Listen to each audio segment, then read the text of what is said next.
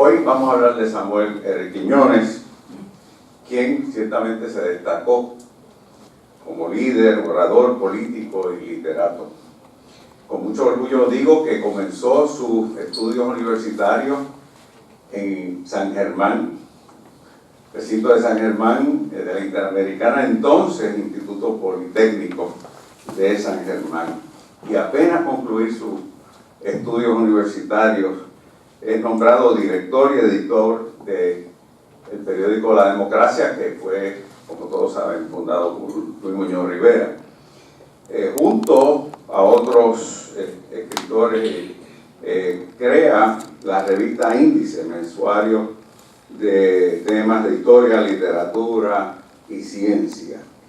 Formó parte, pues, de esa generación del 30, muy fecunda en géneros del ensayo, teatro, el cuento y la novela.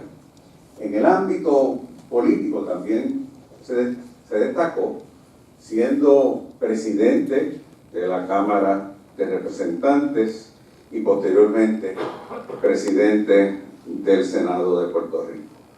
Fue uno de los miembros de la Convención Constituyente de Puerto Rico y fue reconocido mundialmente con decoraciones de la Medalla de Honor de Francia, de la Cámara de Comunes de Inglaterra, de la Comisión, miembro de la Comisión Permanente de la Real Academia Española de Madrid. Este exalumno distinguido de la Interamericana ciertamente se distinguió como tantos otros de esa generación por su integridad, honradez y una dedicación a Puerto Rico. Fue parte, pues, de una generación de exitosos que, sin embargo, no se dedicaron a su bienestar personal, sino que respondieron al amor patrio y le sirvieron a Puerto Rico. Es parte de esa generación de los que firmaron la Constitución de Puerto Rico, de un Luis Muñoz Marín, de un Antonio Fernández Isern y de un Luis Aferré. Yo creo que el momento, como decía la rectora, el momento es importante, no solamente para que los estudiantes entiendan cómo hemos llegado a donde estamos a través de todos estos libros, pero también a cómo una generación de puertorriqueños se enfrentó a unas situaciones difíciles en el plano económico, social y político de Puerto Rico, y esa generación, con ese espíritu de dedicación, dieron presente y transformaron a Puerto Rico. Y si ellos pudieron, ustedes, juventud, también pueden. Y por eso es importante que ustedes aprendan de esa generación. Por eso es que estamos presentando este libro y los libros anteriores. Yo esta mañana estaba oyendo la radio y el exgobernador Aníbal Acevedo Vilá dijo que era muy joven para haber conocido bien a Samuel R. Quiñones. Bueno, yo parece, pues obviamente tengo algunos años más que Acevedo Vilá, porque yo tuve el placer de conocer a Samuel R. Quiñones. De hecho, cuando mi padre concluye su último término en Washington como comisionado residente, viene a servir a Puerto Rico como senador bajo la presidencia de Samuel R. Quiñones. Y yo para esa época, pues ya era estudiante universitario, así que por favor no saquen cuenta. Pero ciertamente, todo lo que se ha escrito de él, puedo dar testimonio, porque no es que yo lo haya leído, es que yo lo conocí. Y puedo dar fe que todo lo que se dice aquí de él, eso fue así. Así que tienen un modelo, otro modelo más para ustedes imitar. Y concluyo mis palabras expresando regocijo por este junte de estudiantes, 2 de la Universidad de Puerto Rico, Mayagüez, Río Piedra, uno de la Católica y uno de la Interamericana. Yo creo que este junte es más que el junte de aquí y hoy.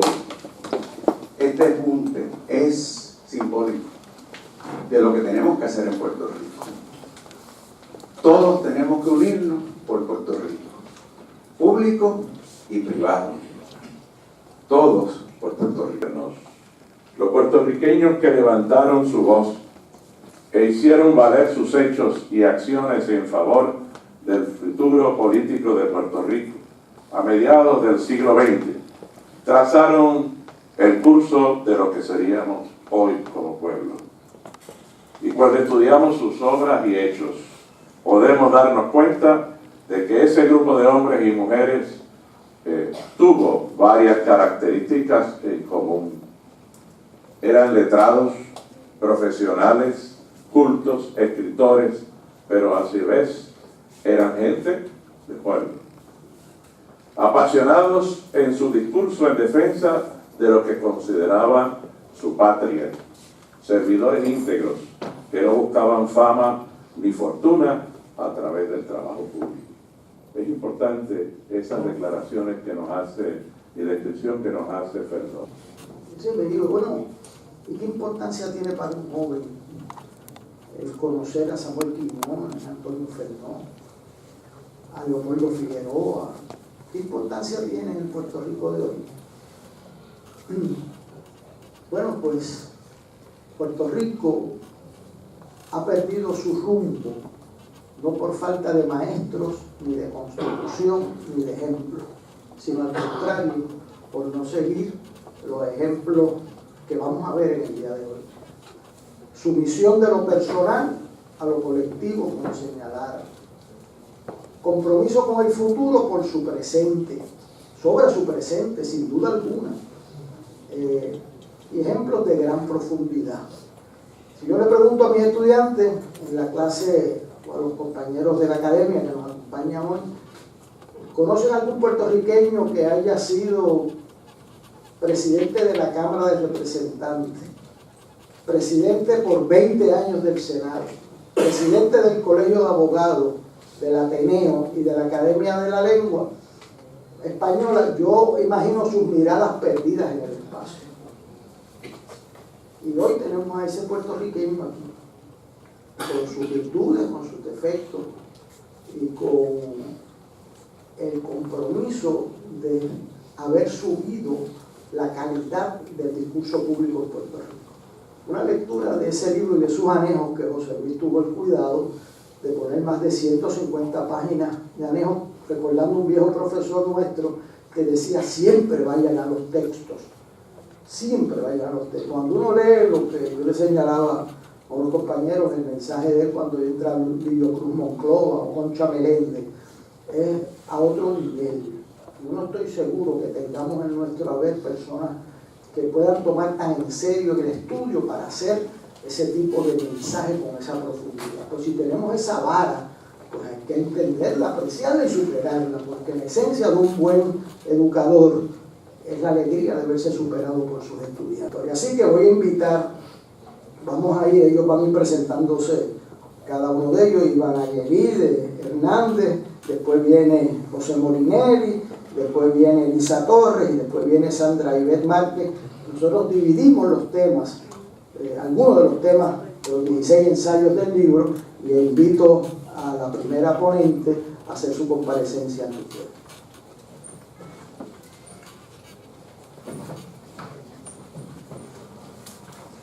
Muy buenos días a todos los aquí presentes. Reciban un cordial saludo a todos los que nos honran con su presencia de parte del Colegio de Mayagüez y la Asociación de Estudiantes de Ciencias Políticas.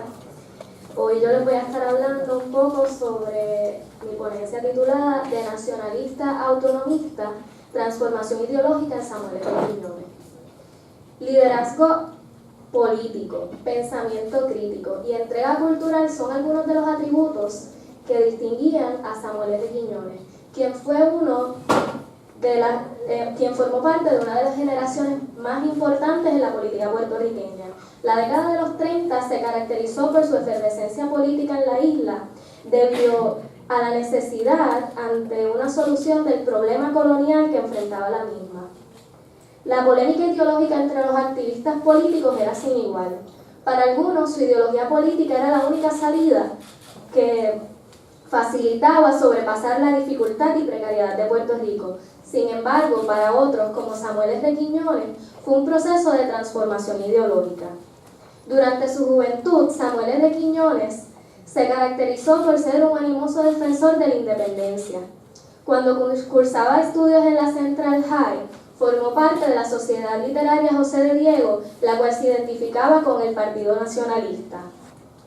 También los impetuosos ideales de dichos jóvenes eran tan grandes que el día de su graduación, Vicente Hegel Polanco, Fernando Cortés y Samuel R. Quiñones desplegaron la bandera de Puerto Rico durante la ceremonia en tiempos donde esta estaba prohibida. Asimismo, se destacó como secretario del Partido Nacionalista durante su asamblea constituyente, donde declararon, y cito, construir a Puerto Rico en una república libre, soberana e independiente, de acuerdo con el principio de las nacionalidades. Luego de servir como parte del Partido Nacionalista de 1925 a 1929, Quiñones decidió ingresar al Partido Liberal junto a Antonio Barceló, mientras el Partido Nacionalista decidió adoptar unas posturas más radicales y abandonar el proceso electoral en el cual habían obtenido un escaso número de votos en 1924, 1928 y 1932. En el Partido Liberal, Samuel R. Quiñones se destacó como uno de los líderes más prominentes y seguidor del enérgico liderato de Luis Muñoz Marín.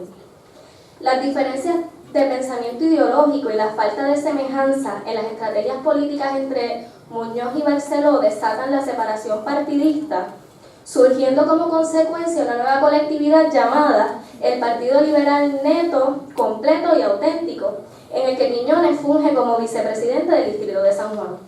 Posteriormente se convierte en uno de los fundadores del Partido Popular Democrático en 1938. A pesar de que una gran cantidad del liderato popular se identificaba con el ideal independentista, el partido, en la celebración de su asamblea constituyente en 1940, decidió tomar una postura neutral con relación al estatus. Como consecuencia, a principios de abril de 1943 surge el primer Congreso Pro Independencia, CPI por sus siglas, el cual contaba con la presencia de numerosos líderes y miembros del Partido Popular, presididos por el historiador y abogado Juan Augusto Perea. Luis Muñoz Marín, preocupado de que el CPI se convirtiera en una colectividad política, pues decide indicarle a los miembros de su partido que él no participaría de dicho congreso debido a que el Partido Popular, como había mencionado antes, pues se mantenía neutral en asuntos de estatus. Cabe destacar que Samuel R. Quiñones toma una postura muy semejante a la de Luis Muñoz Marín, ante este particular. Según el ensayo de Carmelo Delgado Cintrón, encontrado en el libro que presentamos hoy, el cual se titula Derecho, Ideología y Política, en Samuel R. Quiñones, el licenciado Vicente Hegel Polanco conocía el giro ideológico que buscaban hacer Luis Muñoz Marín y sus asesores, y que él mismo buscaba despegarse un poco de la independencia para defender lo que vendría siendo el autonomismo.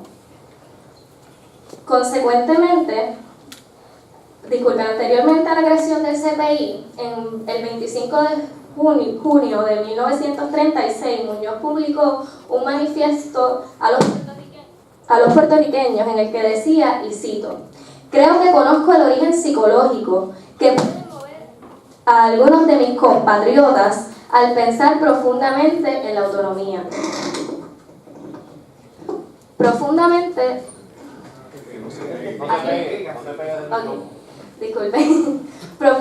disgustados con la colonia y gravemente temerosos por la independencia. Buscan sinceramente en los pliegues de la autonomía un manto decoroso y hasta decorativo que cubra los harapos de la colonia y se asemeje a la toga de la independencia.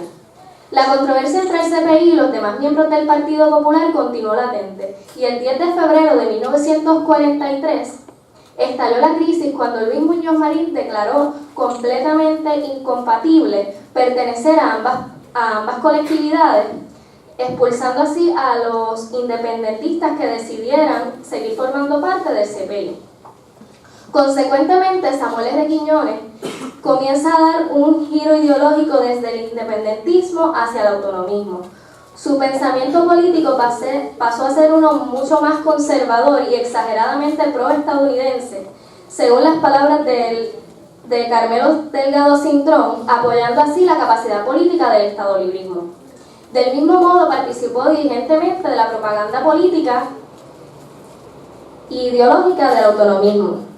La transformación ideológica en Samuel R. Quiñones y los demás miembros del Partido Popular era un hecho. Pero, ¿qué los motivó a realizar dicho cambio? ¿Fue sensato el mismo? Innumerables y diversas respuestas pueden surgir a raíz de estas interrogantes. Lo que sí era un hecho era la situación de precariedad que enfrentaba la isla económicamente y la difícil situación situación colonial que impedía salir a flote. Los líderes políticos de la época deseaban buscar una solución a dicho problema colonial, pero esta sin empeorar la situación económica de la isla. Para el año 1945, el proyecto Traiguis Piñeiro fue presentado al Congreso como parte de una de las estrategias para descolonizar a la isla. El mismo buscaba la celebración de un plebiscito en el cual los puertorriqueños pudieran elegir entre tres opciones, las cuales serían estadidad, independencia o autonomía, o también llamado estatus dominio. El mismo no fue fructífero debido a que el Congreso de los Estados Unidos consideraba que las condiciones que se establecían en la independencia y la autonomía eran excesivas para otorgárselas a Puerto Rico. El liderato popular hizo varios intentos para que dicho plebiscito se realizara, pero los mismos no fueron fructíferos, ya que, pues, como mencioné anteriormente, el Congreso no estaba dispuesto a dar una independencia con tantos beneficios económicos ni una autonomía con una libertad política que se asemejara a que Puerto Rico fuera una república independiente. Los participantes del Partido Popular tenían que tomar una decisión. Debían enfrentar el problema colonial de la isla ajustándose a las condiciones que le imponía el Congreso de los Estados Unidos, delimitando así las prioridades del mismo. La decisión fue tomada y lo primordial para el Partido Popular era erradicar la pobreza extrema que existía en Puerto Rico. No obstante, estaban conscientes de que el asunto colonial era uno de gran envergadura e importancia durante la época y que debía ser atendido, pero sin perjudicar la situación económica, como mencioné anteriormente. Los líderes populares se convencieron de que la independencia estaba atada a condiciones económicas desastrosas para el bienestar del pueblo y devastadoras de toda esperanza para mejorar la calidad de vida del mismo. Para lograr este objetivo, el 13 de marzo de 1950 se presentó una solicitud ante el Congreso de Puerto Rico, ante el Congreso de Estados Unidos, para que Puerto Rico se convirtiera en un Estado libre asociado y que él mismo pudiera establecer un gobierno propio. Luego de varios cambios presentados al proyecto, el Congreso aprobó la versión S-3336 del Senado, que atendía primordialmente el problema jurídico, reconociendo un principio bajo el gobierno por consentimiento. El S-336 especificaba que los votantes puertorriqueños irían a las urnas para decidir en un referéndum si aceptaban o no la ley congresional. El liderato político del Partido Popular interpretó esta cláusula como una que le brindaba la soberanía al pueblo de Puerto Rico y que éste quedaría libre de su condición colonial al convertirse en un pacto entre dos entes soberanos. Como era de esperarse, líderes estadistas e independentistas no estaban completamente convencidos de los argumentos de los líderes populares y ante las críticas recibidas, los líderes populares intentaron desacreditar los argumentos de las otras partes, alegando que los demás partidos políticos e ideológicos que se presentaban en la isla no estaban mirando la verdadera necesidad de Puerto Rico, que era erradicar la pobreza y mejorar la situación económica. El 3 de julio de 1950, el presidente Truman firma el proyecto S336 y lo convierte en la Ley Pública 600. Cito las palabras de Samuel R. Quiñones ante este particular, en el cual decía: Puerto Rico no es una colonia, y mucho menos lo será cuando acepte la ley del Congreso número 600. Nuevamente lo cito cuando dice: votar por la ley 600 del Congreso es votar por la libertad por consentimiento. Era evidente que los líderes populares estaban convencidos de que la ley 600 era la salida definitiva para el colonialismo de la isla, creando así un tipo de Estado nunca antes visto en la nación americana. Por tal motivo, continuaron realizando una ardua campaña para argumentar los beneficios de la misma y lograr que sus adversarios ideológicos no boicotearan el proceso. Los sucesos se desarrollaron de la siguiente manera. El 4 de julio de 1951, los votantes decidieron si aceptaban o no la ley 600 del Congreso. Después, 3 meses después, el 27 de agosto de 1951, el pueblo eligió a los miembros que participarían de la Convención Constituyente, el cual uno de ellos fue el distinguido Samuel R. Quiñones. Por último, el 3 de marzo de 1952, el pueblo determinó si aceptaba o no la Constitución ya redactada. El Partido Popular había logrado su objetivo, de establecer un gobierno propio con una constitución que para ellos destruía cualquier rastro colonial en la isla. Samuel R. Quiñones y los demás líderes populares vieron en el autonomismo una estrategia que garantizaría las relaciones económicas entre Estados Unidos y Puerto Rico, dando así el fin absoluto al problema del estatus. A raíz de su transformación ideológica, profesó que la libertad de Puerto Rico no solo podía obtenerse a través de la independencia. Según Delgado Cintrón expone en su ensayo, una de las causas primordiales para la transformación ideológica de Quiñones ciertamente fue la influencia del carismático líder Luis Muñoz Marín. La admiración que sentía Quiñones por el pensamiento pragmático de Muñoz fue una pieza clave que lo indujo a abandonar aquellos ideales que tanto defendía en su juventud. En su discurso titulado Puerto Rico y las Américas ante la Declaración de la Independencia de Estados Unidos, el distinguido líder Samuel R. Quiñones expone que, y cito, la libertad de un pueblo es la garantía de que ese pueblo conserve inadulterada su cultura y sin mixtificaciones sus valores humanos. Es la garantía de que el pueblo pueda enorgullecerse de un pasado en que cimentar su personalidad, de un presente sin complicaciones, para poder vivir su vida a plenitud y un futuro sin sombras hacia el cual tender con claridad de visión sus aspiraciones y sus inquietudes. En la mitología griega había un inventor mítico llamado Déadolos. Déadolos tenía una competencia intelectual con la diosa Atena. Y Atenas a esto le tiene un reto a Déadolos.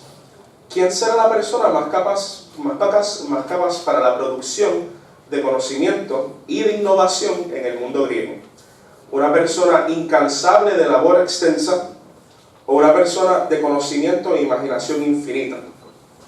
A todo esto Déadolos le acepta el reto y le dice: pues está bien, yo voy a poner a un discípulo mío incansable, con quizás poco conocimiento técnico de cómo construir un coloso gigantesco de bronce, a buscar construir dicha figura, mientras que tú pondrás a un estudiante tuyo, un discípulo tuyo, un conocedor, a buscar hacer eso con solamente el trasfondo teórico que tiene.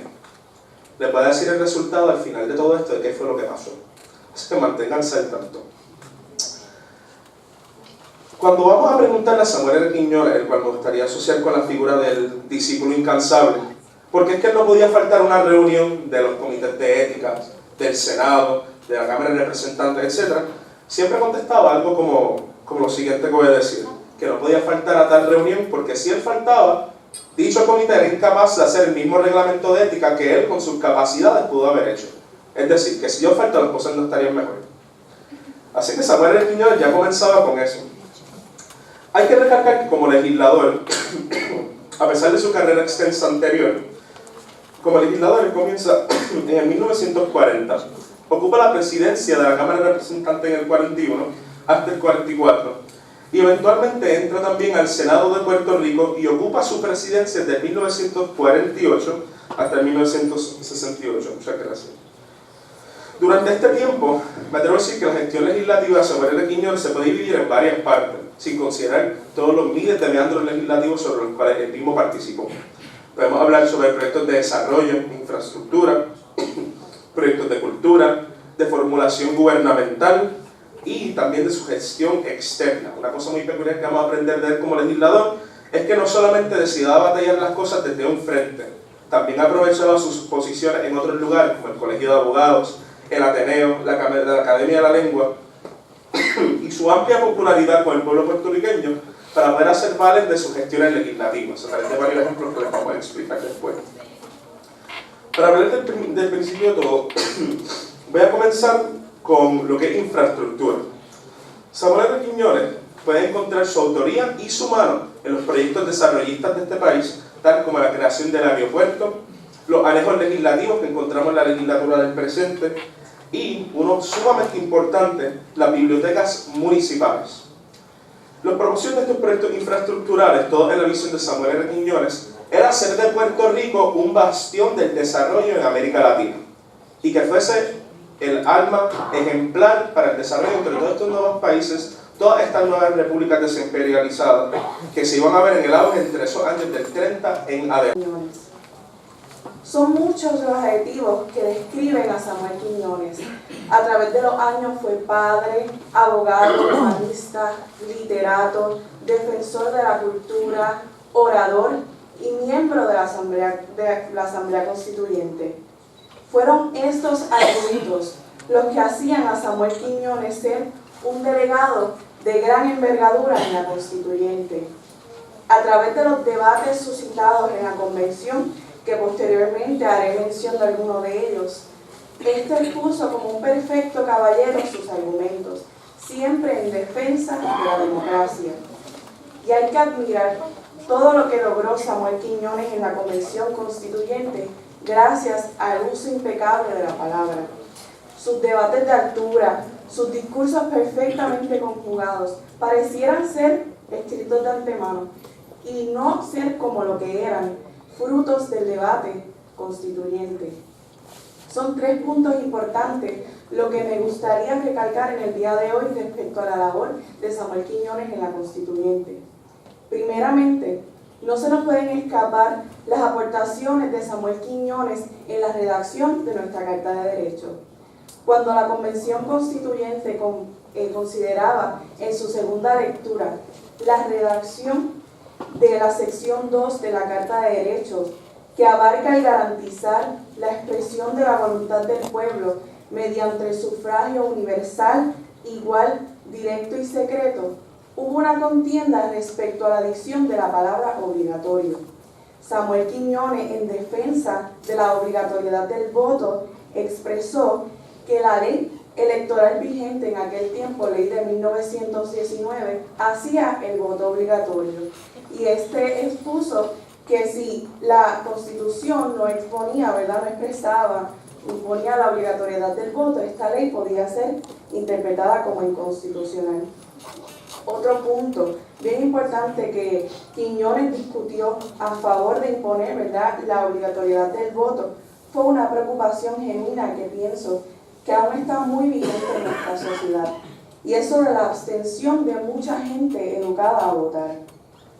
En fin, lo que quería lograr es que se promoviera un deber moral a las personas educadas a que votaran. Sin embargo, esta disposición no fue aprobada y no se añadió, ¿verdad?, la obligatoriedad del voto en la Constitución. Cultura es convicción de ser. Con estas palabras en mente, me gustaría que se imaginaran a los estudiantes de nuestras escuelas públicas recitando el himno de los Estados Unidos en su día a día, frente a la bandera de dicha nación, mientras la de nosotros es ocultada e ignorada. Donde las paredes se encuentran decoradas con imágenes de Washington, Jefferson y Hamilton, mientras nombres como Hostos, Betances o Mariana Bracetti son desconocidos. Y los libros de texto relatan una vida social extraña, la norteamericana. Este ejercicio no es meramente imaginario o una abstracción. Este es el Puerto Rico de 1898 hasta aproximadamente 1934, donde la cultura puertorriqueña, nuestra cultura, dio una de sus más grandes batallas. ¿Y saben qué? Esto es lo más importante de todo. Venció. Cultura es la suma total de sentires y pensares que mediante un proceso de selección un pueblo ha ido incorporando a su devenir histórico. Cultura es la convicción de ser un yo social con que un pueblo se asoma a su propia vida. Cultura es la firmeza de un pueblo en sentirse un conjunto de seres humanos que profundizan sus raíces en un pasado común y afirman una misma actitud de subsistencia vital en la convivencia del presente. Conservar la cultura no significa fosilizarla. Cultura es vida. Y por serlo, es acción en dinamismo edificante. Cultura es expresión de un pueblo en marcha. No sé si alguno de los aquí presentes en alguna ocasión haya escuchado una definición del concepto cultura que calara tan hondo como la que les acabo de expresar. Por lo menos yo no lo he hecho. Esta definición fue compuesta por un maestro por excelencia en el ámbito cultural, uno que ha recibido grandes honores y títulos, y si de reconocimiento se tratara, merecería los más altos, por ser guerrero incansable de la misma, utilizando su pluma cual alma, filosa pero acertada. Señoras y señores, alumnos y profesores, lo es Samuel R. Quiñones Quiñones. Para entender la labor realizada por Quiñones, es necesario conocer el contexto en que se desarrolla la misma. Quiñones forma parte de esa generación magnífica que con amplia conciencia social y en reconocimiento de lo importante que es para un pueblo su afirmación cultural, libran una extraordinaria batalla en contra de aquellos que querían ignorar o incluso, podríamos decirlo así, eliminar el sentir, el pensar, el expresarse puertorriqueño. Siendo tal la importancia de esta batalla, diferentes instituciones se unen a la misma. Entre ellos se encontraba y se destacaba el Ateneo Puertorriqueño. El Ateneo Puertorriqueño es reconocido como la institución cultural de mayor antigüedad en la misma. Fue alrededor del 1925 que Quiñones comienza a participar de las actividades realizadas por el Ateneo. Poco tiempo después, para el 1926, se convierte en socio del mismo. Para estos momentos, al Ateneo, a los ateneístas, se les conocía como una institución minoritaria de intelectuales, faltos de conciencia social y ajenos al sentir del pueblo. Esta visión comienza a cambiar mediante la incursión de jóvenes como tú, como yo y como Quiñones, que se empezaron a interesar, a enamorar de lo que era la cultura. Ciertamente, la incursión de Quiñones en el Ateneo le brindó la oportunidad de afirmar sus ideales, así como de encontrar soluciones a las diferentes interrogantes que existían en su vida, en el ámbito social, cultural e incluso político. Desde sus inicios, Quiñones destaca por su inteligencia y conocimiento. Es así como, haciendo uso de su conocimiento lingüístico, entra en el debate sobre la no participación del Ateneo sobre el estatus de la isla, logrando imponerse sobre ateneístas de mayor experiencia. Ya para el 1929, Samuel Quiñones obtiene el puesto de presidente de la Comisión de Ciencias Morales, Sociales y Políticas. Dentro de este año se desarrolla una serie de actividades, entre las cuales se encontraban conferencias de temas tan variados, los cuales iban desde la poesía cultural hasta la criminalidad internacional.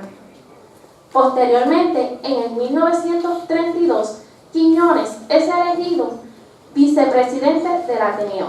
En este mismo año recibe una de sus distinciones más importantes, la cual consistía en la representación del Ateneo en los terceros Juegos Florales Hispanoantillanos. Esta distinción es sumamente importante destacar que anteriormente solo había sido ejercida por José de Diego y José Jolicuche. Continuó así destacándose Quiñones hasta que finalmente en el 1934 es elegido presidente de la Convención. La importancia de estar aquí es que aprendamos de estos maestros, aprendamos de la voluntad incansable que tuvieron en su momento, que quizás no nos gusta mucho lo que crearon, bueno, eso es discreción individual, pero la voluntad para cambiar y para enfrentar la crisis de aquel momento es innegable. Y esto es lo que debemos llevarnos cada uno de nosotros. La posibilidad de apropiarnos de la crisis y reformular soluciones viables, que tal vez no sean las mismas soluciones que ellos consiguieron, puede ser, pero este es nuestro turno. Nuestro turno de demostrar que Puerto Rico no está perdido, que cada uno de ustedes, al igual que yo y al igual que mis compañeros, tenemos la posibilidad y la oportunidad de cambiar el destino de esta